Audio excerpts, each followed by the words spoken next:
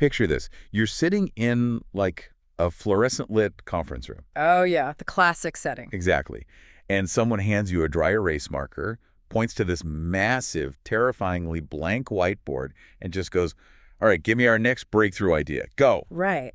It is just a completely paralyzing moment. The pressure's on, and suddenly the human brain just empties out, like completely blank. Yeah, that terrifying blank whiteboard is exactly what we're tackling in today's deep dive. Because, we tend to treat innovation as this magical lightning bolt that only strikes a chosen few creative geniuses, right? We really do. We expect to just stare at an empty space and simply invent something out of thin air.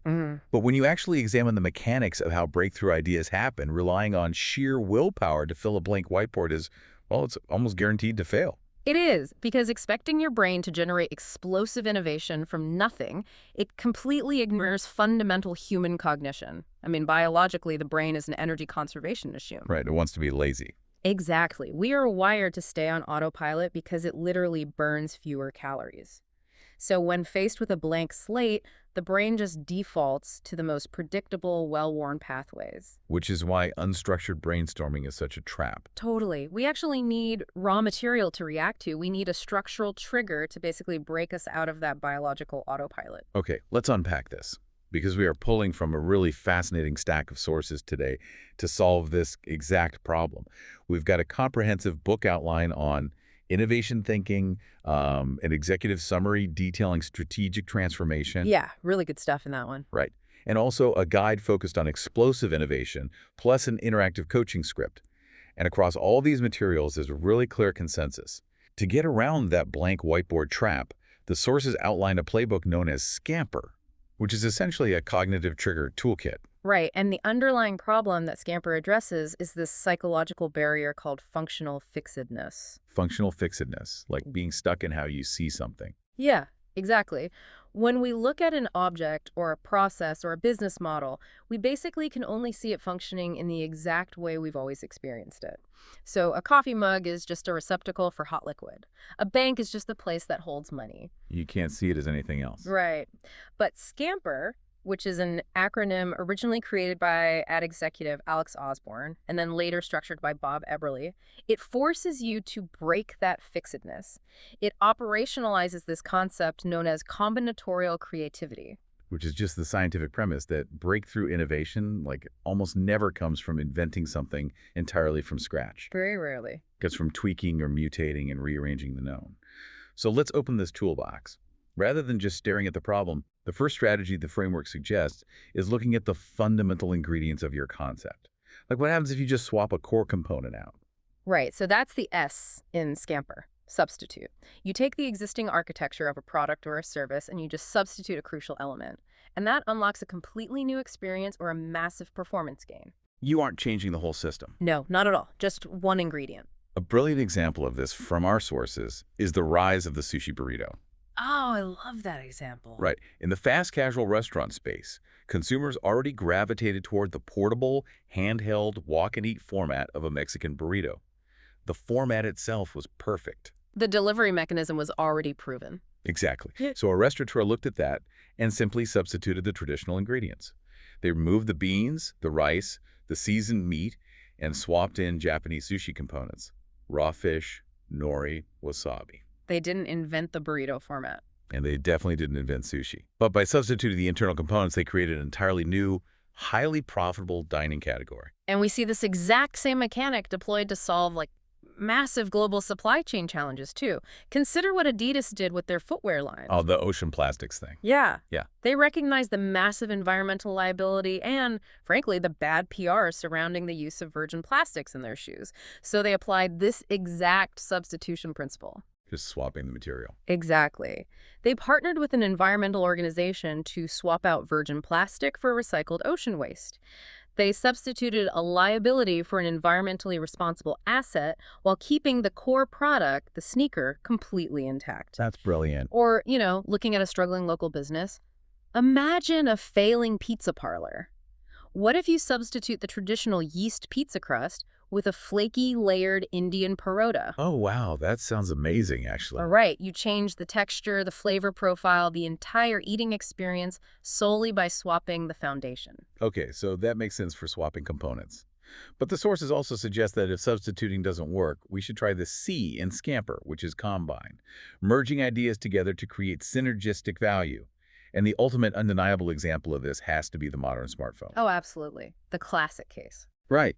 Because before the iPhone, you carried a cell phone for calls, a digital camera for photos, an MP3 player for music, a laptop for the internet. The breakthrough was simply combining those disparate technologies into one pocket-sized device. It's the synthesis of distinct elements to create a third, inherently more valuable thing. Wait, let me push back on that for a second. Isn't combining things often just a recipe for making a product cluttered and overcomplicated? How do you mean? Well, like the classic spork. Right. It's a terrible spoon and a terrible fork. If a company just keeps gluing features together, how do they avoid that kitchen sink trap where the product just becomes a confusing, unusable mess? That's a great point. What's fascinating here is that successful combination is never about just thoughtlessly stacking features on top of each other. It's about merging unrelated ideas to solve multiple user constraints simultaneously. Multiple constraints at the same time. Okay, Yeah. Take Peloton. They didn't just combine a stationary bike with, like, a slightly better seat or a cup holder. They combined a piece of physical fitness hardware with live social streaming software. oh, I see. They merged the physical exertion of an in-person spin class with the community aspect of a digital social network. And this specific combination solved massive constraint. People wanted the energy of a studio experience without the friction of leaving their house. So the combination has to resolve a very specific friction point. Precisely. Or consider the washer-dryer combo unit. It merges two bulky machines into one drum, specifically solving spatial and temporal constraints for people living in cramped urban apartments. Right, it's not just a longer spec sheet. Exactly. The combination has to serve a specific synergistic purpose. Okay, so if the first approach is about changing the ingredients, either swapping or merging them, the next set of lenses in the playbook is about changing the context and the scale of the solution. Let's look at the A, adapting ideas. Yeah, this is where it gets really fun. It really does. This requires looking completely outside your own industry and borrowing a solution from a totally different domain. This brings us into the territory of analogical thinking and biomimicry. You basically stop looking at your direct competitors and ask, who else in the world has solved a problem like this, even if they operate in a completely different field? And the invention of Velcro by George de Mestral is like the textbook case here, right? Yes, he was walking his dog and noticed how tightly the burrs from plants stuck to his dog's fur. He actually put the burrs under a microscope and saw these tiny hooks catching on the loops of fur. Nature already solved the problem. Exactly. He adapted that natural mechanism to create a revolutionary synthetic fastener. He borrowed from biology to solve a human engineering problem. Biomimicry is just so fascinating to me. Our coaching script source highlights an engineer tasked with designing an underwater flashlight. Oh, the anglerfish example. Yeah. Instead of studying how other companies made waterproof flashlights, they studied the deep-sea anglerfish. The anglerfish uses a bioluminescent lure to attract prey in the pitch black of the ocean. Such a wild creature. Right. By adapting that biological concept, the engineer designed a flashlight that specifically emits a wavelength of light designed to attract aquatic insects, which is incredibly useful for marine biologists. And, this principle is just as potent for invisible processes as it is for physical products. Like if an airline wants to figure out how to turn an airplane around faster at the gate, looking at other airlines is practically useless. Because they're all struggling with the exact same delays. Exactly. Instead, aviation turnaround crews adapted the techniques of Formula One pit stop teams. Oh, wow. They studied the hyper-specific choreography, the synchronization of parallel tasks, the layout of the pit crew, and then they adapted those mechanics to baggage handling, cleaning, and refueling. That is so smart. Okay, so we borrow the context. But what about the scale? The framework also pushes us to alter the size, the shape, or the attributes of a concept to shift how the user perceives its value. This is the M, right? Modify, magnify, or minify. Right. And a great case study from our sources on this is Procter & Gamble. Think about the evolution of laundry Oh, detergent. yeah, the heavy jugs. For decades, it was this bulky, messy commodity. You lugged a heavy plastic jug home, poured thick blue liquid into a plastic cup, and it just dripped everywhere. P&G took that exact same chemical concept and shrank the dose down to a tiny single-use dissolvable pod. The psychology of that minification is actually really powerful. It really is. Because by modifying the scale and the physical format, they didn't just save shelf space. They transformed a messy, annoying chore into a premium, highly convenient experience. Yeah. Shrinking the product paradoxically elevated its perceived density of value, which allowed them to charge a premium price. And you can modify less tangible attributes too, like color, aesthetic, and brand context. Consider the battle between IKEA and Muji. Both companies sell affordable household goods. Right. But IKEA heavily utilizes blue and yellow to modify its brand perception, constantly reminding the consumer of its democratic Swedish design roots. Muji, on the other hand, operates at a similar price point but modifies its aesthetic towards stark red and white minimalism. Signaling the Japanese simplicity. Exactly. Unbranded utilitarian quality. The actual product might be a completely plain white ceramic plate in both stores, but the modification of the surrounding brand context totally changes how the consumer values that plate. You know, think of adapt and modify like being a DJ. Okay, like this. You aren't writing the song from scratch. You're sampling a beat from a totally different genre that's adapting the context. And then you're turning the bass way up or slowing the tempo down that's modifying the scale to completely change how the crowd feels the music in the room. That is a very apt way to look at it. You are manipulating context and intensity to create a totally novel reaction. All right, we are moving into the final strategies of the playbook, which the sources refer to as the rebel tools. Rebel tools, the best part. Yeah, these represent the most radical shifts. They require us to completely ignore an object's original intent, or in some cases, intentionally destroy its foundational assumptions. So the first rebel tool, the P, is put to another use, repurposing. This requires a massive break from functional fixedness. You look at an existing asset, maybe even a failing one, and ask, what is a completely unintended application for this specific mechanism? And the origin story of Play-Doh is like the classic illustration of this, isn't it? Oh, absolutely. Because Play-Doh originally launched as a wallpaper cleaner. Which is just crazy to think about. Right. In the early 20th century, homes were heated by coal, which left this dark soot on the walls, and this squeaky putty was used to wipe it off.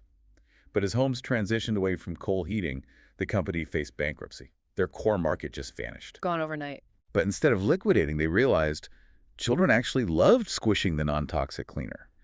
So they added some color, a pleasant scent, and repurposed a dying cleaning product into literally one of the most iconic children's toys in history. The brilliance there is that the physical asset barely changed, right? The audience and the application completely shifted. And we see this radical repurposing in medicine frequently, too. Oh, like with Botox. Yes.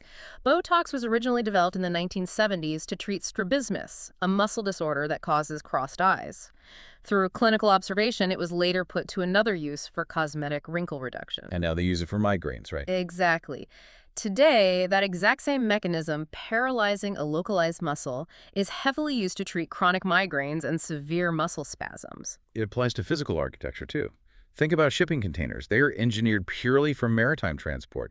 They are essentially just giant steel boxes. Right. But architects and logistics companies put them to another use by stacking them to create trendy cafes, modular office spaces, affordable tiny homes. It's the ultimate form of upcycling. Which transitions us perfectly into the most uncomfortable tool for many organizations.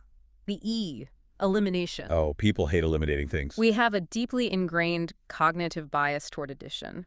We assume that innovation inherently means adding more features, more services, more complexity. But the elimination lens asks, what non-value-adding elements can we completely remove? How do we innovate through subtraction? Apple has built a trillion-dollar empire on this principle. They really have. They eliminated the CD and DVD drives from the MacBook Air. The public backlash was immediate and fierce, but that subtraction allowed the laptop to be incredibly thin and light. And it ultimately forced the whole software industry toward digital downloads and cloud storage. And then they did it again. Yep, by eliminating the headphone jack on iPhones, which completely catalyzed the explosion of wireless Bluetooth technology. And this subtraction principle is actually what birthed the modern budget airline industry, too. Right, like Ryanair or Spirit. Yeah. They disrupted aviation not by adding luxury, but by ruthlessly eliminating it. They eliminated free meals, assigned seating, free checked bags, even reclining seats. Just stripped it to the bone. By stripping away that operational complexity, they dropped ticket prices drastically, sped up turnaround times at the gate, and opened up air travel to an entirely new demographic that previously just took the bus. So that leaves the final rebel tool, the R, reverse or rearrange the system. This is where you invert the logic, the sequence, or the established roles in an industry. This is often the most disruptive lever because it attacks the most deeply held, unquestioned assumptions of how a business operates. Look at the restaurant industry. For centuries, the paradigm was universally fixed. You sit down, you order, you eat your food, and then you pay the bill. The sequence was non-negotiable. Until McDonald's. Exactly. McDonald's speedy service system reversed that entire logic. They rearranged the sequence so that the customer pays before they eat. It seems so obvious now. But at the time, that one structural reversal eliminated the need for waitstaff to manage open checks, dramatically reduced the time customers spent in the building, and essentially birthed the modern fast food industry. Or, on a much simpler product level, look at the Heinz ketchup bottle. The upside-down bottle design. Yeah. For decades, everyone just accepted that ketchup bottles stood upright, and consumers had to violently smack the bottom of a glass bottle to get the thick liquid out. So frustrating. Heinz simply reversed the orientation. They designed the bottle so it rests on a wide, flat cap. Gravity does the work for you while it sits in the fridge. It's a tiny physical rearrangement that solves a massive, universal user frustration. If we pull back and look at the bigger picture, these three rebel tools, repurposing, eliminating, and reversing, they are all combating organizational cruft. Yeah, cruft is that invisible layer of legacy code, outdated corporate policies, and we've always done it this way, baggage that naturally accumulates as a company matures. Things just get heavier, more complicated, and more rigid. Yeah, that makes a lot of sense. Breakthrough innovation is rarely about adding more cruft. It's usually about stripping away the wire or flipping the agenda entirely, like direct-to-consumer brands who just skip the wholesaler entirely to sell straight to the consumer on social media. Here's where it gets really interesting. I want you, listening to this right now, to try a quick mental exercise. Look around your workspace or examine your morning routine. Find the absolute most frustrating bottleneck in your day, the thing that consistently slows you down. We all have one. What happens if you apply the elimination lens and just delete that step entirely? What actually breaks? What improves? Or try reversing the sequence. What if you do the last step first? It feels deeply uncomfortable, right? But that discomfort is usually an indicator that you are poking at a valuable assumption. That discomfort is the signal that you are actually breaking out of functional fixedness. Okay, so you now have this massive playbook of cognitive triggers. SCAMPER. You can swap components, merge ideas, borrow from other industries, alter the scale, repurpose assets, subtract features, or invert the logic. But applying all these lenses to a single problem sounds like a recipe for a panic attack. Oh, definitely. And the sources are very explicit about this. You should never attempt to use the entire playbook at once. That leads straight back to the kitchen sink problem we talked about earlier. Right, it would just be chaos. The goal is to pick 2 or 3 lenses that challenge your specific industry's assumptions the hardest. Let's walk through a real-world case study from the sources to see how this constraint actually plays out. Imagine a regional bank that has a critical retention problem. They are losing you customers right after they sign up. The onboarding process is clunky, confusing, and people are just abandoning their new accounts. Very common problem. So a facilitator brings the team in to run this playbook on the onboarding process. They pick 3 specific triggers. First, they look at swapping components. Instead of mailing a dry, 4-page welcome letter full of legal jargon that no one reads, Because nobody reads those. they substitute it with a personalized 30-second welcome video sent via email from a local branch advisor. So immediately they have substituted a high-friction, low-engagement medium for a low-friction, high-engagement one. Next, they adapt an idea from outside banking. They ask, who is really good at getting people to finish setting up digital profiles, e-commerce, and social media platforms? So they adapt the progress bar concept. Oh, that's smart. When a new customer logs into the bank app, they see a dynamic bar that says you are 75% done with account setup. Next step, download the mobile deposit app. They borrowed a psychological trigger from gaming to drive completion. Because the human brain hates incomplete progress bars. It creates an open loop that we feel compelled to close. Finally, they reverse their service logic. The traditional banking model is entirely reactive. Wait for the customer to get confused and then handle their angry call at the help desk. Right. They reverse that sequence. Instead of waiting for a complaint, the bank proactively calls the customer after 14 days and says, "We noticed you haven't set up mobile deposits yet. Can we walk you through it?"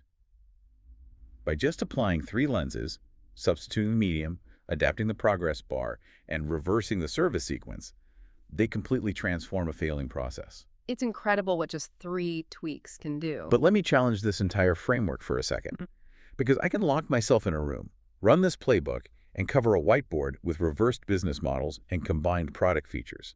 But how do I know if these ideas are actually brilliant or if they are just completely insane? I mean, a whiteboard full of sticky notes doesn't generate revenue. This raises an important question, and it's the most critical juncture of the entire process. Ideation is only the first half of the equation. The executive summary in our source stack stresses that this type of workshop must immediately be followed by rigorous idea evaluation frameworks. You have to take these wild ideas and mercilessly test them against 3 specific realities: desirability, feasibility, and viability. Let's break those down. Desirability Yeah. comes first, right? Yes. Desirability asks, does the customer actually care? Just because you combined a toaster and a radio doesn't mean anyone wants to buy it. You have to validate that the innovation solves a genuine pain point. Makes sense. Next is feasibility. Can your organization actually execute this? Sure, a dynamic progress bar sounds great, but does your IT department have the technical architecture to build it into the legacy banking app?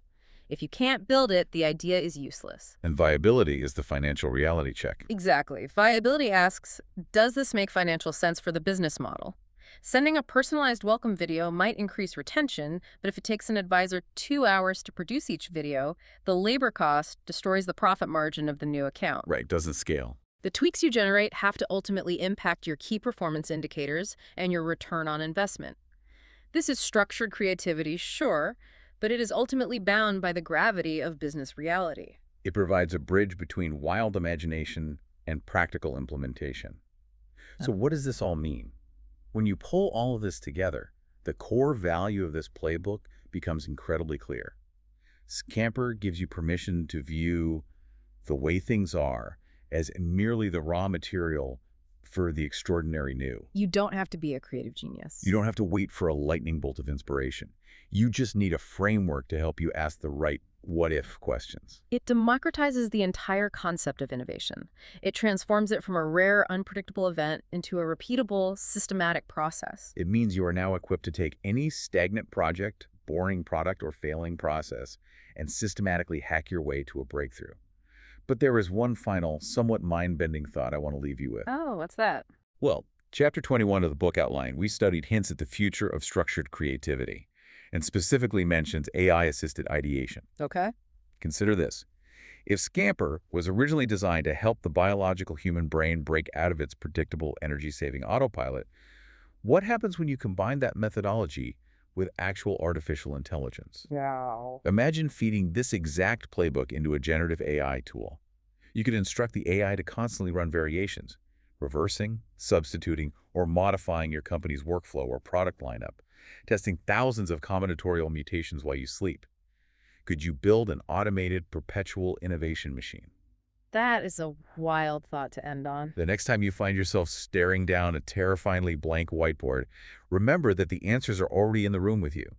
You don't need to invent from scratch, you just need to change your lens. Go try running this playbook on something in your life today. We'll see you next time on The Deep Dive.